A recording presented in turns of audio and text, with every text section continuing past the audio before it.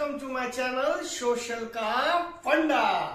तो चलिए आज हम अपना chapter Nazism and rise of Hitler उसको अब और आगे बढ़ाने जा रहे हैं। आज हम उसका सेकंड सेक्शन शुरू कर रहे हैं और वो है Hitler rise to power. Hitler rise to power कि हिटलर कौन था और हिटलर कैसे जर्मनी में हेड बना, पावर में आया, इस चीज को हम सीखेंगे। तो देखिए यहां कुछ पॉइंट्स मैंने लिखे हैं, उसके अकॉर्डिंग सबसे पहले आपको हिटलर की एक ब्रीफ स्केच आपके इस सेक्शन में दिया हुआ है हिटलर के बारे में कि हिटलर वाज बोर्न इन 1889। कहां पर पैदा हुआ था? लेकिन ऑस्ट्रिया में। ऑस्ट्रिया जो आज एक सेपरेट इंडिपेंडेंट कंट्री है, वहां हिटलर पैदा हुआ था और उसका जीवन गरीबी में बीता। Means he was poor, he born in 1889 in Austria in a poor family। तो देखिए ये इसकी शुरुआत थी हिटलर की। Now what happened when he became young? तो 1914 में आपको पता है 1914 में क्या हुआ था? फर्स्ट वर्ल्ड वॉर छिड़ गया था। फर्स्ट वर्ल्ड वॉर में एक ग्रुप जर्मनी का था और दूसरा इंग्लैंड, फ्रांस, रशिया वाला ग्रुप था। तो देखिए हिटलर ने क्या करा, हिटलर ज्वाइंड जर्मन आर्मी। उसने जर्मन आर्मी को ज्वाइन कर लिया और उसे काम क्या दिया गया? He acted as a messenger। Messenger बहुत इंपॉर्टेंट काम होता है क्योंकि पहले इतनी टेक्नोलॉजी नहीं थी कि भाई फटाफट आप कम्युनिकेट कर ले फ्रंट्स पर। फ्रंट्स यानी जहां लड़ाई चल रही है, हेडक्वार्टर से फ्रंट्स पर। तो क्या होता था कि कई मैसेंजर्स होते थे जो ऑफिसर्स से, हेड से क्या लेते थे, इंफॉर्मेशन लेते थे और जा जाकर फ्रंट्स पे बताते थे। But that was very very risky. क्यों रिस्की है? क्योंकि पता नहीं कौन सी गोली, अब गोलियां चल रही हैं, आमने सामने बॉम्बिंग हो रही है, बम आ रहे हैं। तो सोचिए आप ऐसे फ्रंट में जाना कोई आसान बात नहीं है। पता नहीं कहां से कोई गोली आके लग जाए, कौन सा बम फट जाए। But he did his work very sincerely and very bravely. तो इसीलिए आप ये भी देखेंगे कि हिटलर को जर्मन आर्मी ने कई मेडल्स दिए। He was awarded several medals for his bravery. और यही नहीं, उसको कॉर्पोरल तक बनाया गया। He became a corporal. Corporal मतलब एक ऑफिसर ग्रेड होती है, वो तक भी हिटलर बन गया। पर आपको मालूम है unfortunately German group was defeated. जैसा कि हमने पहले भी पढ़ा है, जर्मनी की हार हो गई फर्स्ट वर्ल्ड वॉर में और इससे हिटलर का दिल टूट गया। और उसके बाद क्या हुआ था? Treaty of Versailles.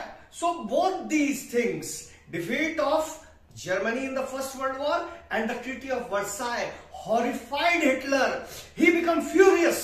उस गुस्से में भर गया, उसको ये चीजें पसंद नहीं आई। और जैसे मैंने कहा था, हमने ट्रीटी ऑफ वर्साई में देखा था कि डिमिलिटराइजेशन ऑफ जर्मन आर्मी किया गया था। तो हिटलर को भी आर्मी में से निकाल दिया गया। यहां नहीं लिखा है बट ऐसा हुआ था, आप समझिए। तो हिटलर ने आर्मी छोड़ दी, आर्मी से हट गया। तो उसके बाद क्या किया? उसके बाद हिटलर ने ही जॉइंड अ स्मॉल ग्रुप। और वो स्मॉल ग्रुप क्या था?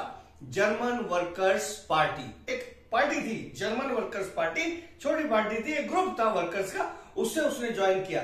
But he was a very good orator. He had a quality of leadership. उसके पास लीडरशिप की क्वालिटी थी, बहुत अच्छा वक्ता था वो। ऐसा बोलता था कि दुनिया को लगे कि हाँ यार यही सही बोल रहा है, बाकी तो पता नहीं क्या। तो उसकी बातें ऐसी हुआ करती थी।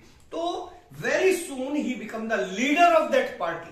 लीडर बन गया, he took over the party and after that he renamed it. उसका नया नाम रखा हिटलर ने।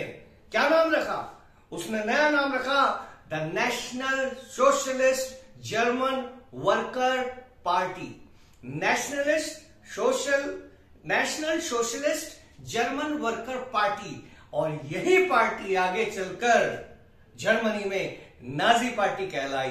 देखिए यहां लिखा हुआ है, अब एक बार शॉर्ट में आप देख ले। Born in 1889 in Austria in poor family, he enrolled for the German army and acted as a messenger in the front, earn medals for bravery and became a corporal. कई उसको इनाम मिले, कॉर्पोरल बना। German defeat and treaty of Versailles horrified him. उसके बाद in 1919 he joined a small group called the German Workers Party। German Workers Party join करी।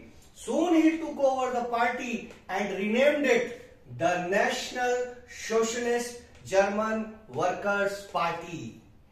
This came to be known as the Nazi Party. यही Nazi party कहलाई. तो हम क्या पढ़ रहे हैं? हम पढ़ रहे हैं राइज ऑफ हिटलर, मतलब हिटलर राइज टू पावर. देखिए, अभी तक जो हमने पिछले वीडियोस में पढ़ा था वो जर्मनी में आफ्टर फर्स्ट वर्ल्ड वॉर की डिफीट के क्या क्या हुआ जर्मनी के अंदर, और हमने पढ़ा था ग्रेट इकोनॉमिक डिप्रेशन तक जो यूएसए से शुरू हुआ था और उसमें जर्मनी के क्या हाल हो गए थे. 1932 आते आते जर्मनी का बुरा हाल हो गया था. तो आप ये देखिए कि ये ही बातें अब हम वापस से हिटलर राइज टू पावर में देखेंगे, बट अब स्पेशल फोकस होगा हिटलर कि हिटलर कौन था और हिटलर को क्या क्या बातों ने पावर में लेकर आया है, मतलब कौन सी बातें हिटलर को पावर में लेकर आई. तो अभी हमने देखा था कि हिटलर ने क्या करा था साहब, कि हिटलर के बारे में ब्रीफ स्केच देखा, बाद में उसने जर्मन फोर्स ज्वाइन करी, जर्मन फोर्स से वो हटा दिया गया, उसके बाद उसने जर्मन वर्कर्स पार्टी ज्वाइन करी, जर्मन वर्कर्स पार्टी का वो लीडर बन गया और उसने उसका नया नाम रख दिया German national Socialist German worker party, और वही कहलाई नाजी पार्टी. अब देखिए अब आगे क्या हुआ, तो आप पिछले वीडियोस की बातों को भी ध्यान में रखिएगा कि 1923 में, इन 1923 जर्मनी में क्या हुआ था, इकोनॉमिक क्राइसिस आया था केवल जर्मनी में, बिकॉज गोल्ड रिजर्व्स खत्म हो गए थे. तो क्या हुआ था, जर्मनी ने रिफ्यूज कर दिया था कि हम पेमेंट नहीं करेंगे. वो सारी बातें आपको याद है पुराने वीडियो की, वही बातें यहां से टच करते हुए चलना उनको. तो इन 1923 जब जर्मनी में इकोनॉमिक क्राइसिस आया, हाल खराब थे लोगों के, तो ऐसे में बहुत सी पार्टियां थी, रेडिकलिज्म आपने पढ़ा, पॉलिटिकल रेडिकलिज्म, जो वेमार रिपब्लिक को हटाकर नई गवर्नमेंट लेकर आना चाहती थी. उनमें से हिटलर भी पीछे नहीं था. अब आप देखिएगा कि 1923 Hitler also plan to seize power. वो उसने भी प्लान करा अपनी पार्टी के साथ कि वो पावर में आ जाए. उसने प्लान किया था बवेरिया से, बवेरिया नाम की जो जगह है वहां से उसने प्लान किया, पहले बवेरिया को कब्जे में करूं, उसके बाद बर्लिन को हम क्या कर लेंगे, बर्लिन को भी कैप्चर कर लेंगे और पावर अपने हाथ में ले लेंगे. बट अनफॉर्चुनेटली यहां पर क्या होता है, ही वॉज फेल्ड, वो फेल हो गया, अरेस्टेड, उसको अरेस्ट कर लिया गया एंड ट्राइड फॉर ट्रिजन, देशद्रोह का मुकदमा चला. पर बाद में हिटलर रिलीज भी हो गया, ये उसकी किस्मत थी. अब आगे देखिए क्या हो रहा है, हम ये सारी बातें यहां पर देख सकते हैं कि 1923 Hitler plan to seize control of Bavaria. पहले बवेरिया को कब्जे में करेंगे, मार्च टू बर्लिन, उसके बाद बर्लिन को, एंड कैप्चर पावर अपने हाथ में ले लेगा. उसके बाद he failed, was arrested, tried for treason and later released. आजाद हो गया बाद में, देशद्रोह का मुकदमा चला, आजाद हो गया बाद में. टिल 1930. अब देखिए, आप देखिए हिटलर को पावर में आने में ज्यादा समय नहीं लगा, लेकिन आप देखिए कि 1930 तक नाजी पार्टी को कोई ज्यादा सपोर्ट नहीं था. नाजी पार्टी यानी हिटलर और नाजी पार्टी कोई फेमस नहीं थी, पॉपुलर नहीं थी. कैसे, अब आप देखिए 1930 Nazism were not popular in Germany, but during the great depression, जो वो 2-3 साल जो हुए ग्रेट डिप्रेशन के, याद है, अमेरिका से शुरू हुआ था और उसमें हमने देखा था पूरी दुनिया में उसका असर पड़ा था, इकोनॉमिक डिप्रेशन.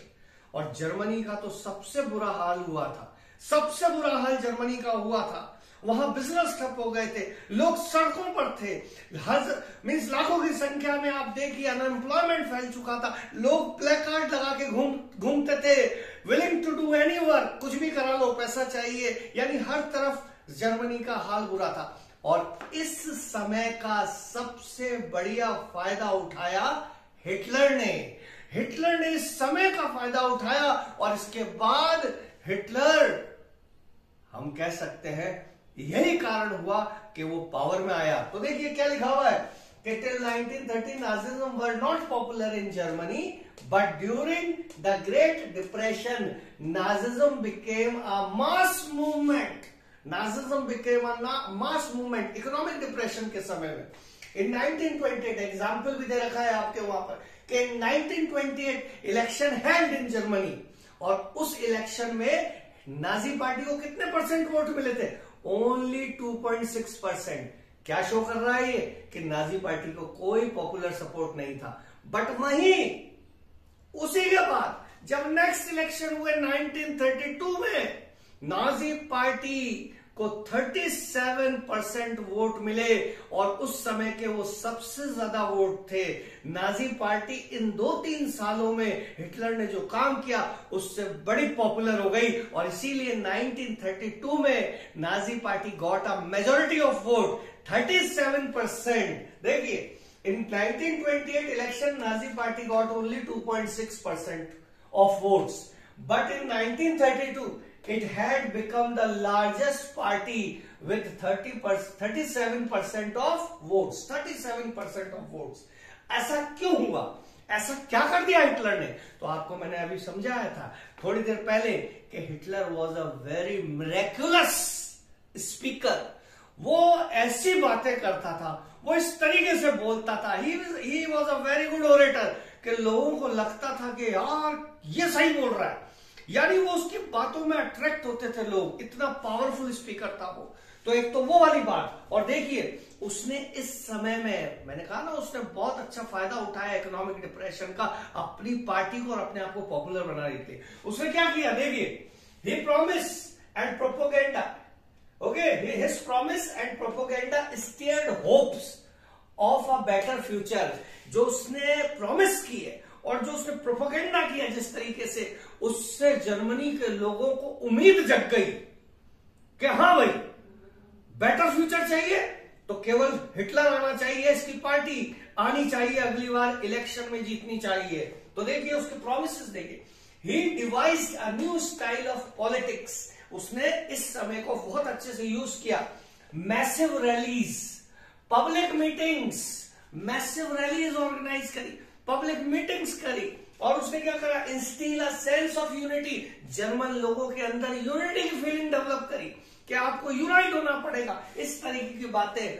और उसने बहुत से प्रॉमिस किए कि अगर वो पावर में आ जाता है, अगर उसकी पार्टी पावर में आ जाती है, तो क्या करेगा वो? कि वो ट्रीटी ऑफ वर्साई को अंडू कर देगा, यानी ट्रीटी ऑफ वर्साई को नहीं मानेगा, जो harsh and humiliating insulting treaty थी, उससे जर्मनी को बाहर निकाल लेगा। उसने और प्रोमिसेस किए कि अगर वो पावर में आएगा, जर्मनी को एक स्ट्रॉन्ग नेशन बनाएगा, अगर वो पावर में आएगा तो यूथ को वो एम्प्लॉयमेंट देगा, अगर वो पावर में आएगा तो जर्मनी हर तरीके से डेवलप करेगा।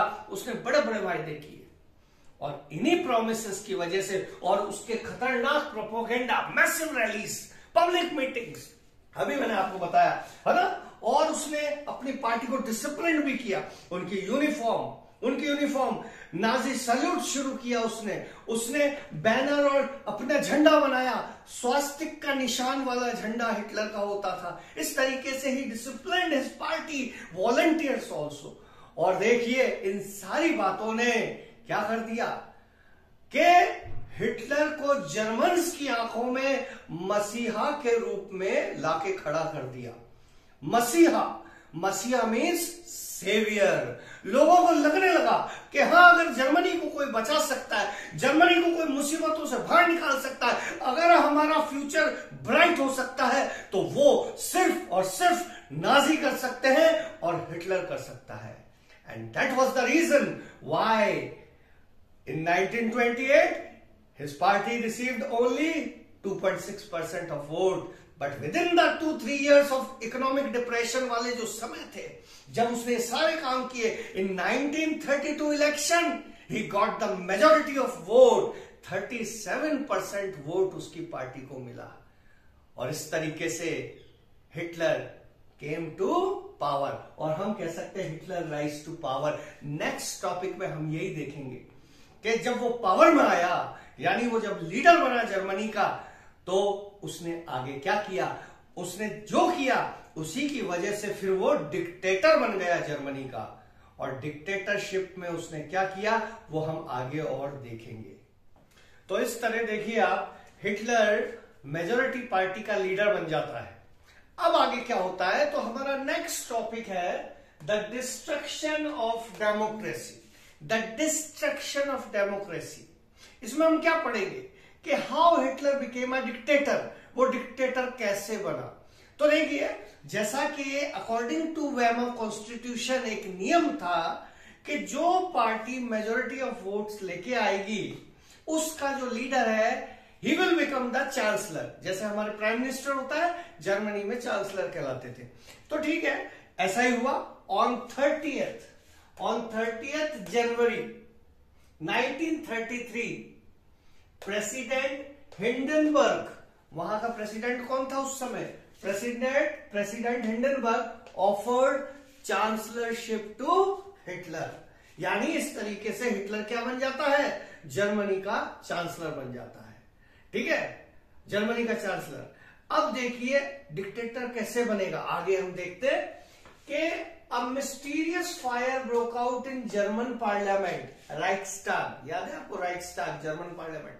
अगले ही महीने जनवरी में तो वो क्या बन रहा है, 30 जनवरी को he became chancellor of Germany. और नेक्स्ट मंथ ही फरवरी में एक मिस्टीरियस फायर, यानी किसी को नहीं पता कि वो आग कैसे लगी। अ mysterious fire broke out in German parliament and the German constitution was burn.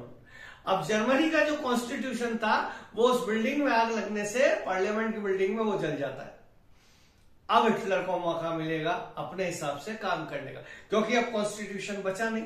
अच्छा, इस फायर के पीछे भी दो व्यू है।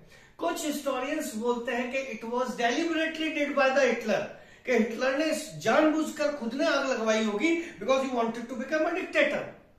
और दूसरा व्यू यह है कि कुछ कहते हैं कि हिटलर वॉज फॉर्चुनेट, वो लकी था, वो उसको अपना सपना आगे बढ़ाना था, अगर डिक्टेटर बनना था तो उस हिसाब से वो लकी था कि अचानक से पार्लियामेंट में आग लग गई और कॉन्स्टिट्यूशन जल गया। पर जो भी हुआ हो, this was happened, a mysterious fire broke out in German parliament and German constitution was burned.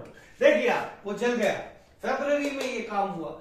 अब क्या होता है साहब, ऑन 28 Feb 1933, 28 फरवरी को, उसी महीने की जैसे आग लगती है, ही इम्पोज फायर डिक्री। हिटलर ने क्या कर दिया वहां, फायर डिक्री, यानी एक कानून पास कर दिया जो फायर डिक्री कहलाया, and suspended civic rights guaranteed by the Weimar constitution. और लोगों के जो सिविक राइट्स थे, यानी freedom of press, liberty, freedom of speech, ये सब सस्पेंड कर दिए कि भैया अभी कोई कॉन्स्टिट्यूशन नहीं है तो अभी सरकार अपने हिसाब से काम करेगी, इसलिए there will be no right for the civilians, लोगों के लिए इसलिए कोई अधिकार नहीं होंगे। यानी उसने फायर डिक्री से लोगों के सिविक राइट्स को सस्पेंड कर दिया।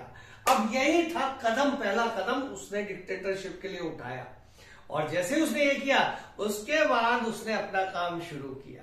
जो उसके सबसे बड़े एनिमी थे, जिन्हें वो अपना आर्च एनिमी समझता था, कम्युनिस्ट, उनके खिलाफ उसने क्या चालू किया, अपना काम शुरू किया। He started arresting several communist leaders, communist volunteers, and many were persecuted, many were sent to jail। इस तरीके से आप पढ़ना, वहां पे लिखा हुआ इस सेक्शन के अंदर। और यही नहीं, उसने 52 टाइप की कैटेगरीज बनाई जिनसे वो नफरत करता था, जिनको एक के बाद एक उसे जर्मनी से हटाना था। कितने टाइप, 52 टाइप। और फिर उसने अपने आप को डिक्टेटर कैसे डिक्लेयर किया, वो कैसे डिक्टेटर बना इसके बाद, फायर डिक्री के बाद जब उसने ये काम किए, तो देखिए मार्च में उसने क्या किया। On 3 March 1933 the famous enabling act, कौन सा एक्ट पास किया, इनेबलिंग एक्ट 1933 में। On 3 March 1933 he pass the famous enabling act was passed. This act established dictatorship of Hitler in Germany, और इस एक्ट ने हिटलर को जर्मनी का डिक्टेटर बना दिया। Nazis become the dictator of Germany. और क्या हुआ, all the political parties and trade unions were banned except Nazi. जितनी भी दूसरी पार्टीज है, जितने भी ट्रेड यूनियंस है और कुछ भी है, वो सब बैन कर दिए गए, प्रोहिबिट कर दिए गए, एक्सेप्ट नाजी। केवल जर्मनी में एक ही पार्टी रहेगी, वो है Nazi party. Nazi established complete control over economy, media, army, judiciary, सब पर उन्होंने अपना अधिकार जमा लिया। इकोनॉमी पर, ट्रेड पर, आर्मी पर, जुडिशरी पर, सब तरफ। और यही नहीं, उसने और ज्यादा अच्छा कंट्रोल करने के लिए स्पेशल सर्विलेंस और पुलिस बनाई। उसने गेस्टापो स्पेशल पुलिस बनाई। उसने इस तरीके से, आप पढ़ेंगे, 2-3 और दे रखे हैं, आप देखिएगा इस पैराग्राफ को पढ़िएगा, कि उसने अपने हाथ में, अपने कंट्रोल में सारी चीजों को लेने के लिए उसने इस तरीके के काम और किए। And in this manner Hitler rise to power, he became the dictator of Germany. और वो डिक्टेटर बनने के बाद क्या करता है, ये हम देखेंगे अब अगले उसके अंदर, अगले सेक्शन के अंदर। Now what he did after becoming a dictator, what he did for the economic recovery, or we can say economic development, यानी हिटलर ने इकोनॉमिक डेवलपमेंट के लिए अब क्या किया जर्मनी के अंदर। तो यहां हम देखते हैं, आपको मिलेगा 2.2 रिकंस्ट्रक्शन, टॉपिक रिकंस्ट्रक्शन। मैंने आगे लिखा है इकोनॉमिक डेवलपमेंट, क्योंकि फर्स्ट पैराग्राफ इकोनॉमिक डेवलपमेंट के बारे में बताता है और सेकंड पैराग्राफ में हम पढ़ेंगे हिटलर की फॉरेन पॉलिसी। ठीक है, तो पहले हम देखते हैं economic reconstruction. So Hitler assigned this responsibility to his economist. Hitler ने इस रिस्पॉन्सिबिलिटी को अपने एक इकोनॉमिस्ट, जिसका नाम था हॉल्मर शाक्ट। देखिए स्पेलिंग आपको अलग देखने को मिलेगी, HJALMAR, हॉल्मर इसको बोलते हैं, हॉल्मर, और शाक्ट SCHACHT, शाक्ट, हॉल्मर शाक्ट प्रोनाउंसिएशन है। तो ये नाम था उसके इकोनॉमिस्ट का, रिस्पॉन्सिबिलिटी सारी उसको दे दी इकोनॉमिक डेवलपमेंट की, कि भाई देखो अब तुमको जो करना है करो, कैसे डेवलपमेंट होगा, क्विक डेवलपमेंट चाहिए मुझे, क्विक डेवलपमेंट, आप बताइए। तो what he did, he aimed at full production, he aimed at full production and full employment। तो इकोनॉमिस्ट था, उसे पता था कि ज्यादा से ज्यादा प्रोडक्शन होना चाहिए और ज्यादा से ज्यादा लोगों को रोजगार मिलना चाहिए। एम्प्लॉयमेंट मिलेगा तो क्या होगा, इकोनॉमिक रिकवरी, इकोनॉमिक ग्रोथ तेजी से होगी। तो उसने ये प्रोग्राम चलाया, उसने इस बात को एम करते हुए, he aimed at full production and full employment through state funded creation program। अच्छा, ये सारे काम का पैसा शुरू में कहां से आएगा कि लोगों को प्रोडक्शन भी बढ़े जर्मनी में और लोगों को एम्प्लॉयमेंट भी मिले। तो state funded creation programme, work creation programme चलाया, यानी इसके लिए पैसा सरकार लगाएगी। शुरू में क्या करेगी सरकार, state funded work creation programme के थ्रू उसने एम रखा फुल एम्प्लॉयमेंट और फुल प्रोडक्शन का, जरूरी है। और इसी के तहत क्या चीज शुरू की गई, जर्मन सुपर हाईवेज बनाए गए, जर्मन सुपर हाईवेज बनाए गए, बहुत बड़े बड़े हाईवेज बने। अब देखा हाईवे बनाने के पीछे कारण कि हाईवे तो हजारों लोगों का क्या चाहिए, वर्कर्स चाहिए, तो एम्प्लॉयमेंट मिलेगा। तो जर्मन सुपर हाईवेज बनवाए गए और बहुत बढ़िया हाईवेज वहां बने। उसके अलावा पीपल्स कार, आपको देखते हैं आपके शहरों में भी फॉक्सवैगन चलती है, जिसकी स्पेलिंग ये होती है VOLKSWAGEN। ये जर्मनी की कार थी, जर्मनी ने इसकी शुरुआत करी थी और हिटलर के समय में शुरू हुआ, जो आपके शहरों में भी अब ये कार देखने को मिलती है, जिसका नाम था फॉक्सवैगन। फॉक्सवैगन का भी काम उस समय में शुरू हुआ। इस तरीके से और भी बहुत से काम हुए। तो यहां पर आपकी बुक में केवल यही दे रखा है कि इकोनॉमिक रिकवरी के लिए हॉल्मर शाक्ट को जिम्मेदारी दी गई और हॉल्मर शाक्ट ने क्या किया, एक प्रोग्राम चलाया, he aimed at full production, full employment through state funded work creation programme, और इस तरीके से काम हुआ। अब हम देखते हैं हिटलर की फॉरेन पॉलिसी और उस फॉरेन पॉलिसी का क्या रिजल्ट होता है, और वो रिजल्ट था सेकेंड वर्ल्ड वॉर। अब नेक्स्ट टॉपिक में हम वो पढ़ेंगे। Now the second part is Hitler's foreign policy. तो देखिए रिकंस्ट्रक्शन में हम देखते हैं second paragraph, foreign policy of Hitler.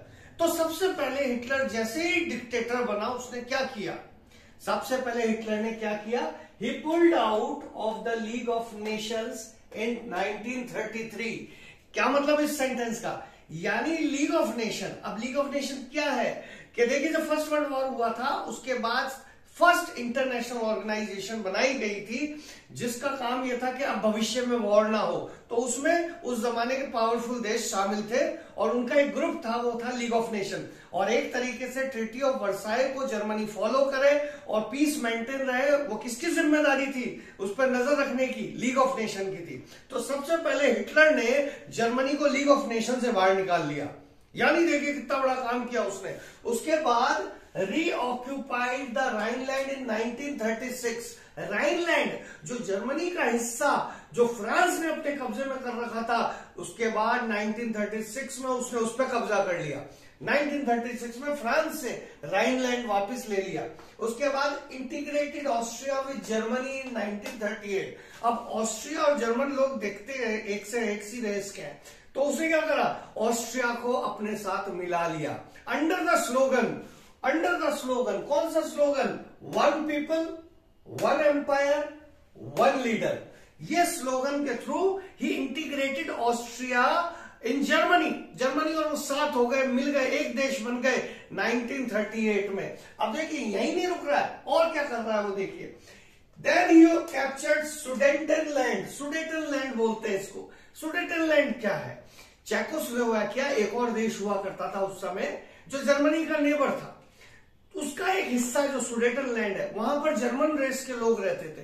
तो जर्मनी ने उनसे क्या डिमांड कर दी कि यहां हमारे लोग रहते हैं, हमारे रेस के लोग रहते हैं, तो ये हिस्सा हमारा है, हमें मिलना चाहिए।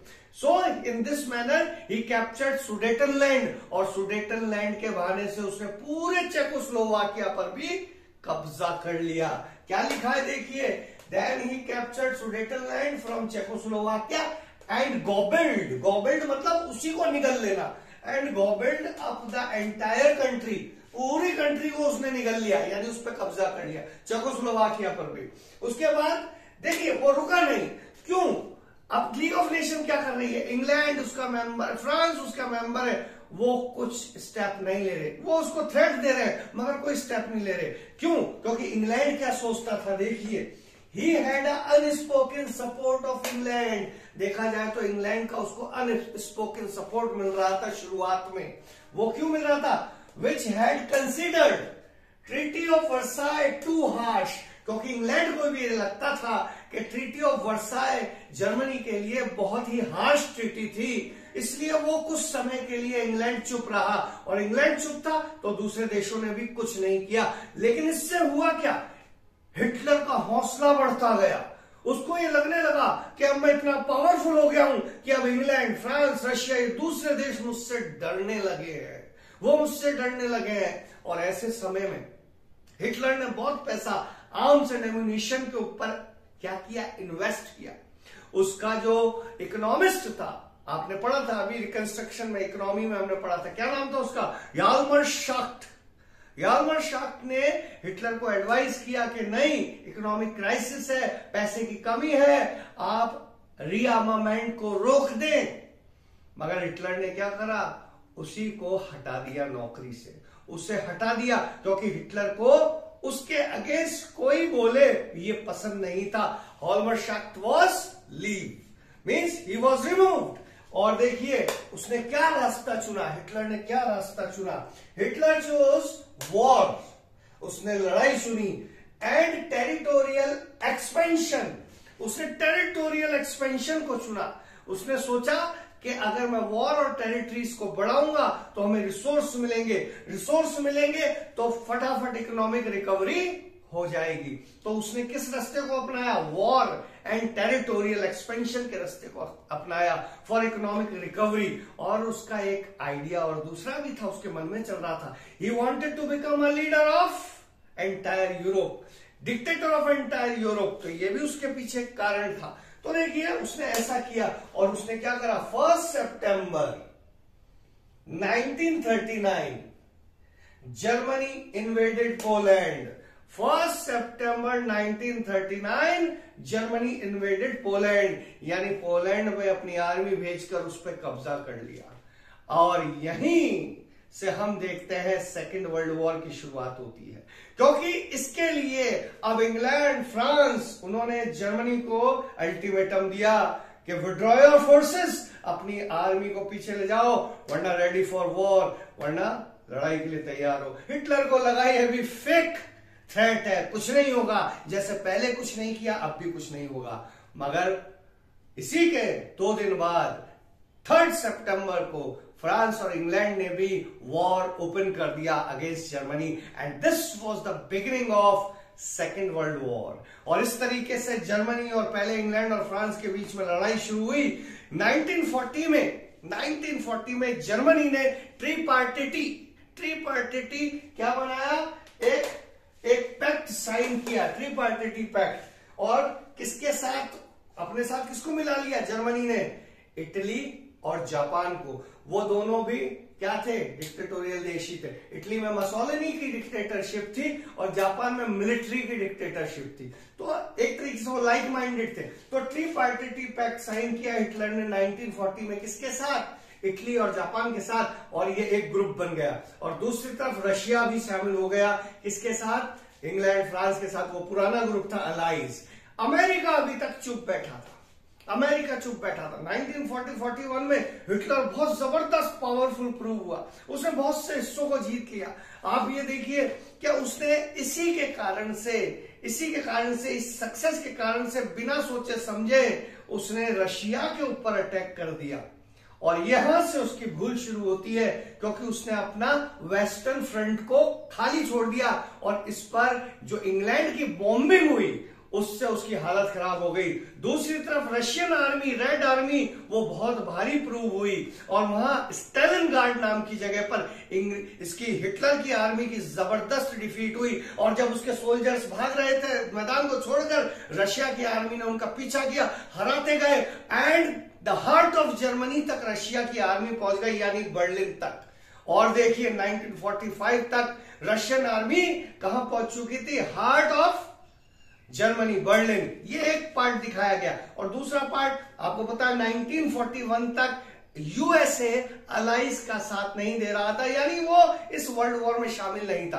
पर जापान अपने आप को पैसिफिक ओशन में आगे बढ़ाना चाहता था। उसने इंडो चाइना तक पे कब्जा कर लिया था, म्यांमार तक आ चुका था और पैसिफिक ओशन, और वहां पर वो अपने आप को प्रूव करना चाहता था। तो अमेरिका को वो किसी भी तरीके से बर्दाश्त नहीं कर रहा था। तो 1941 में जापान ने क्या किया, अमेरिका तैयार नहीं था, उसने अपने क्या भेज दिए, प्लेन्स अटैक करने के लिए अमेरिका के एक बड़े नेवल बेस पर। और ऐसा ही हुआ 1941 में जापान की जो एयरफोर्स थी उन्होंने एयर स्ट्राइक करी अमेरिका के एक बड़े नेवल बेस पे जिसका नाम था पर्ल हार्बर, और बहुत से वहां उसके जहाज खराब हुए, अमेरिका के बहुत से सिविलियंस और उसके जो नेवी के जो जवान थे वो मारे गए अमेरिका के। कहते हैं 3 से 4 हजार लोगों की जान गई थी इस हमले में। जापान ने जो हमला किया था अनजाने में। तो इसके बाद अमेरिका भी शामिल हो गया, और वैसे ही अमेरिका शामिल होते ही आपको पता है अलाइज का पाला फिर से भारी हो गया और हर तरफ से अब इन लोगों की हार होने लगी। और फाइनली जर्मनी तो 1945 में हार गया। आपको पता है हेलमट की स्टोरी यहां आ चुकी है। हेलमट की जो शुरू में मैंने आपको सुनाई थी 1945 की ही बात है, जब जर्मनी चारों तरफ से घिर चुका था, रेड आर्मी रशिया की वहां तक पहुंच चुकी थी, तब जर्मन ऑफिसर्स क्या कर रहे थे, नाजी ऑफिसर सुसाइड कर रहे थे। और उनमें से एक था हेलमट का फादर, वो भी फिजिशियन था जिसने अपने आप को गोली मारी थी। स्टार्टिंग में कहानी यहीं से शुरू हुई थी और फ्लैशबैक में गई थी। और आपको यह भी बताया था कि एक बंकर में, जो सेना का बंकर होता है यानी जमीन के नीचे जो छुपने की जगह होती है, सेफ जगह होती है, हिटलर ने अपने पूरी फैमिली के साथ, अपने प्रोपेगेंडा मिनिस्टर गोबल के साथ उसने अपने आप को वहां पर गोली मारी थी, यानी हिटलर ने भी सुसाइड किया था। ये 1945 वो ही समय आ गया। मगर अभी जापान रुका नहीं है, जापान अभी भी आगे बढ़ रहा था, लड़ रहा था। तो उसी को रोकने के लिए अमेरिका ने उस समय के सबसे खतरनाक हथियार यानी एटम बॉम्ब का पहली बार यूज किया था। और जापान के हिरोशिमा पर 6 अगस्त 1945 को पहला बम गिराया हिरोशिमा पर, और दूसरा बम गिराया था 9 अगस्त 1945 में दूसरा बम नागासाकी पर, और जब ये 2 बम गिरे, इन्होंने जो डिवास्टेशन वहां पे फैलाया, यानी जो डिस्ट्रक्शन किया, उसकी वजह से जापान ने भी सरेंडर कर दिया। और इस तरीके से हम देखते हैं अलाइज की एक बार फिर सेकेंड वर्ल्ड वॉर में जीत हुई। यहां पर वापस से जर्मन ग्रुप हारा और इस तरीके से सेकेंड वर्ल्ड वॉर का एंड होता है। आपके इतना ही इस बुक में दे रखा है। अब हम जो आगे पढ़ेंगे नेक्स्ट वीडियो में पढ़ेंगे, और वो क्या पढ़ेंगे कि जर्मनी ने जो हिटलर का राज था, जर्मनी में जो पीछे से उसने क्या क्या किया, अब आप उसका हॉरर देखेंगे, हिटलर का इनह्यूमैनिस्टिक वर्क देखेंगे जो उसने लड़ाई की आड़ में जर्मनी के अंदर किया इनोसेंट लोगों के साथ। आप जब ये सुनेंगे आपके होश उड़ जाएंगे, क्योंकि हिटलर ने सारे काम बड़े सीक्रेटली किए, फेक नेम से किए, ताकि दुनिया को पता ना चले कि पीछे से जर्मनी में क्या हो रहा है। बहुत ही खतरनाक बातें आपको देखने को मिलेगी, वो अब हम नेक्स्ट वीडियो में अब हम पढ़ेंगे। हाँ, ये वीडियो यहीं खत्म होता है। जाने से पहले एक बार फिर मैं आपसे रिक्वेस्ट करता हूं कि अगर वीडियो अच्छा लगा हो तो मेरे चैनल को सब्सक्राइब कीजिए, बेल आइकन दबाइए, अपने दोस्तों से शेयर कीजिए और इस वीडियो को लाइक भी जरूर कीजिए। Thank you very much. Enjoy.